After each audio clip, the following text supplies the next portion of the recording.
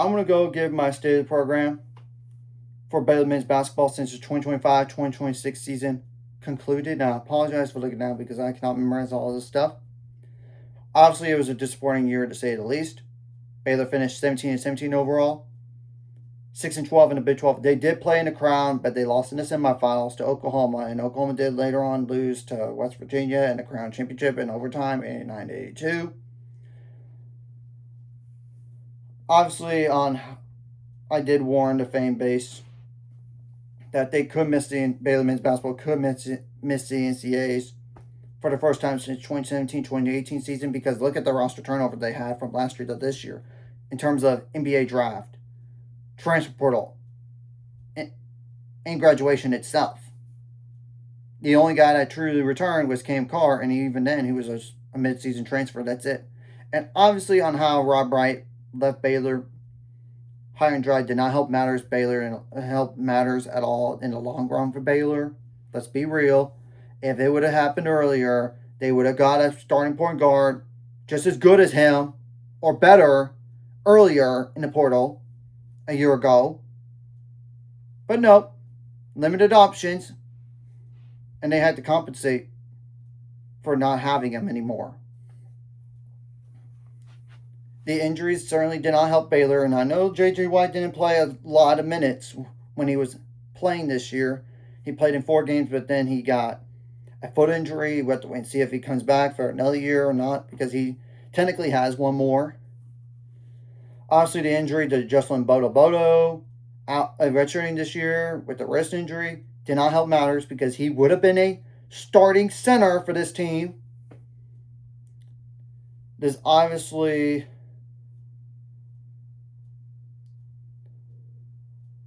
the Michael Perez injury, tearing his ACL in August. He would have been a rotation player. That did not help. So they built for depth, and I'm going to also say they spend way too much money on certain guys that they didn't live up or put them out of position. And obviously the James Najee experiment didn't work. We have to wait and see about that. Now, how many players are really going to be truly gone for sure next year? This is in terms of seniors first. Then I'll kind of explore into the NBA draft for 2 guys, and you know who those 2 are. So obviously, Obi Agbem is going to be gone. Cam Powell is going to be gone. Michael Ratai is going to be gone. Dan Skillings did deal with the knee injury a little bit, but then he played at the very end, and he's going to be gone. So that's 4 seniors right there. Definitely. Went to wait and see about J.J. White. That's if he comes back to Baylor or not. Let's wait and see. So at least 4. It's more like, is it going to be 5 or is it going to be 6 or 7? Because, Cam Carr could be top 20 in the NBA draft. If he's top 20 tested, he's probably going to leave. I would think so. And you can spend so much money on guys to bring him back from the NBA. If he's not top 20, I think there's a good chance, there's a possibility that he comes back to Baylor. Now, there's Tunde Yesufu. Maybe he comes back, but even then, you don't want to overpay for a ridiculous amount. If he asks for way too much money, don't do it. You have to. There's other needs on the team than Tunde Yesufu, whose position. I'm just being real. Because the last thing you want to do is spend way too much money on a few guys and don't have enough for the other guys you want to try to get at the same time. So there's that situation as well. Obviously, if he's in top 20 in the NBA draft, he definitely will be gone, in my opinion. Might as well just go the redshirt freshman first, like Andre Iguodala the second. We'll have to wait and see if he comes back. Same thing goes for Mayo Sojoye. And I would rather have Mayo Sojoye over James Najee. Just being honest. I'm not talking about the James Najee thing. And he's technically not a G League guy, I know. It just didn't work out at Baylor. And I know later on I found out it was he had a previous injury and he just was not ready for 5-on-5, honestly. And played very limited minutes, obviously. And that's a wait and see on about him. There's Michael Perez. It's a wait and see if he comes back, because I do think if he does come back, he could be a guy that's in the rotation. And also just walk on Drew Perry. Well, we'll see about him coming back, but he's from Dallas, Texas. There's honestly like Will Kirkendall, another kind of a walk-on type. Let's see, wait and see about him coming back. Same thing just goes for James Goodis. Now, Baylor did announce that Isaac Williams is going to be back for the next 2 years, so that's big. Whether he's a starter or six man, it doesn't really matter in terms of his role. He's going to be a key player in the next few years. Good to have him back, for sure. So, and obviously Baylor did have only one freshman for the 2026 class until proven otherwise. It's Elijah Williams. And what's crazy is this team started playing better down the stretch in the season. But at the very end of the day, when you got to the Big 12 tournament, you had to win the Big 12 tournament just to even make NCAAs. That didn't happen, obviously. They did have a few bad losses, obviously. I mean, the Memphis game later on was a bad loss in terms of win-loss record. And Penny Hardaway's still there at Memphis, but he's definitely on the hot seat. Losing to Cincinnati did hurt at the time. Later on, they were closer to the NCAAs. Then they fired Wes Miller as head coach.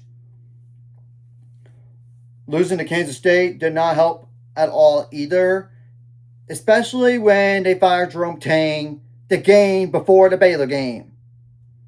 They decided to fire him. So maybe that's a trap game in hindsight. Same thing goes for Arizona State in the Big 12 tournament. Yeah, because Bobby Harley got fired at Arizona State. And they were right there they almost beat Arizona. I know there's a 7-point difference in terms of loss, but that game was a lot closer than the score implicated. And honestly, the same thing goes for BYU. Even with Richie Saunders getting healthy at the time. There's Louisville. They're right there with them. They were right there with Iowa State, but they put themselves way too much down to come back. They also beat UCF on the road as the only NCAA tournament win they got. I do believe that this team would have made the NCAAs if they would have started playing better basketball earlier in the conference. But I was not going to say they're going to be in a Sweet 16 or anything like that. In terms of, definitely not Elite 8. Maybe Sweet 16 if you're lucky then. If they started playing better ball back then and then continue that. So, Sweet 16 was not always the ceiling, honestly. It's just round of 32 as well. So, you guys get the point. I just didn't see Elite 8 or Final Four. No chance of that. They just didn't start playing good basketball until late in the year. And that's painful. There's obviously going to be some staff changes. At least one person on staff is going to be new. Is it going to be more guys than just one? It's a wait and see. And I honestly don't see a way that Jerome Tang comes back to Baylor because of Ron Sanchez. He's a defensive guy just like Jerome Tang. I don't see it personally. I want to just kind of briefly touch the Big 12 here, and I don't need to go over every single team. You guys could look at the lower level teams if you want. I'm just going to focus on the top 6, to be honest. I do expect Arizona next year in men's basketball to take a step back, especially when you look at the amount of seniors that they lost. I mean, they're going to lose 1, 2, 3, 4, 5 of those. Granted, 2 of those are like walk-on types. And it's not including NBA people like Akoa P., Brain Burries maybe, and maybe Ivan Karkanov, maybe. And I know this is all pending transportal as well. And I know Houston is definitely losing Isaiah Harwell to the transportal and Cedric Lack to the transportal. I already know about that. But they're also losing Khalifa Seiko and Emmanuel Sharp, Emilio Suzanne, Raymond Walker Jr., but he's more like a bench player, to be honest, for them than a starter. And they're going to definitely lose, I would think, Kingston Flemings to the draft anyway. He's too good to stay at Houston. He's more like projected top 10. And we'll have to wait and see how good Houston's going to be next year. And honestly, I know Floyd Badunga is already in the transfer portal / NBA draft. We'll have to wait and see about him. Maybe he even decides to come back. I don't know. And honestly, they're going to lose Darren Peterson into the draft no matter what. That's a given. They're also going to lose Melvin Townsend Jr., Justin Cross, and Jane Dawson. Yeah, they're more like walk-on. Jane Dawson's not really a walk-on type, but Justin Cross is. And they're also losing a Trey White, and they're going to also lose Ngunwu Ngala. I know they're going to lose him as well, but he didn't play that many minutes. And there's, Melvin Townsend Jr., I kind of mentioned that. So you guys get the point there. Now, Iowa State, I know they're losing one player to the transfer portal already, but they're going to for sure lose Nate Heisey, Joshua Jefferson. They missed him later on in the NCAA tournament, just being honest. Taman Lipsey, and Eric Mulder, and there's honestly Dominic Nelson. Wednesday, I know Milan Silovic is declared for the draft, but he could always come back. Yeah, I think Cade Calderman is the one I was thinking he was going to be. He's in the transport already. I think that's the one. But still, you guys get the point there. And also, there's Texas Tech. We'll have to wait and see about JT Toppin if he does even play next year. Because remember, he tore his ACL. They're going to definitely lose Dalvin Atwell, Tyree Bryan. They're also going to lose like Jack Francis, but he's more like a walk-on type, just to be honest. And I know that do have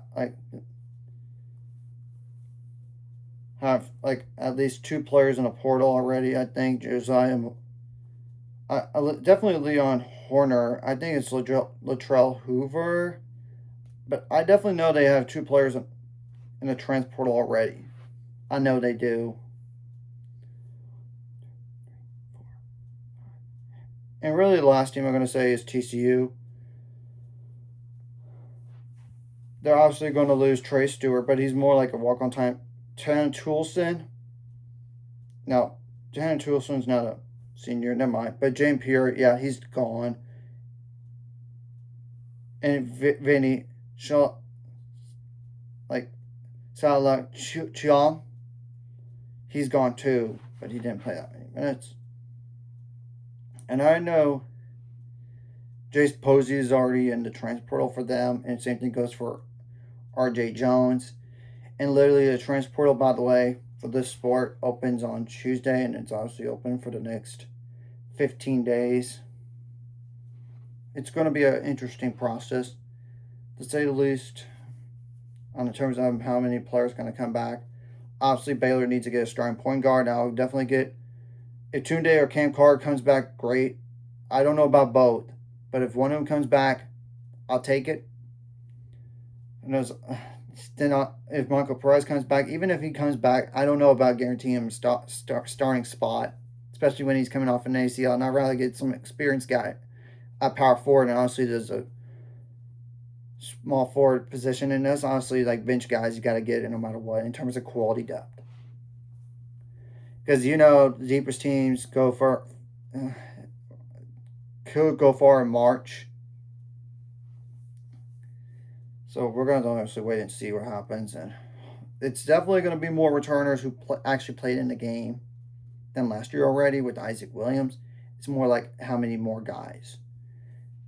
And even if they didn't even play this year, they could, and they're coming back, that would really be helpful as well. And I do think Elijah Williams is a rotation guy coming in for Baylor next year. I just don't see him as a starter, though.